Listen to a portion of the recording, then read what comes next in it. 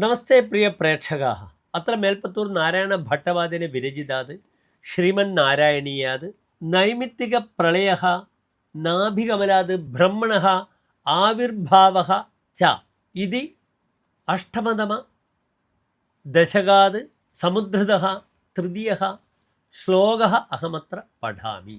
അസ്മാദൃശാം പുനരഹർമുഖകൃത്യതുല്യാം സൃഷ്ടിം കരോത്യനുദിനം സ ഭവത്പ്രസാദാത് പ്രാഗ്ഭ്രാമകൽപ്പജനുഷാം ച പരായുഷാം തു സുപ്തപ്രബോധനസമാപ്തി തദാപി സൃഷ്ടിഃ.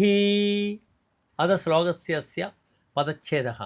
അസ്മാദൃശാം പുനഃ അഹർമുഖകൃത്യതുല്യാം സൃഷ്ടിം കരോതി അനുദിനം സഹ ഭവത്പ്രസാദാത് പ്രാഗ്ഭ്രാമകൽപ്പജനുഷാം ച പരായുഷാം തു സുപ്തപ്രബോധനസമാ അസ്തി തദാ അപി സൃഷ്ടിഃ. അനന്തരം ശ്ലോകസ്യ അസ്യ അന്വയഃ.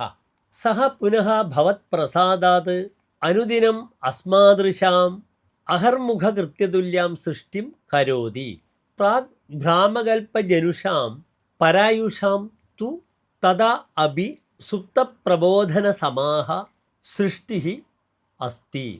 അഥ ശ്ലോകസ്യ അസ്യ സാരാംശഃ.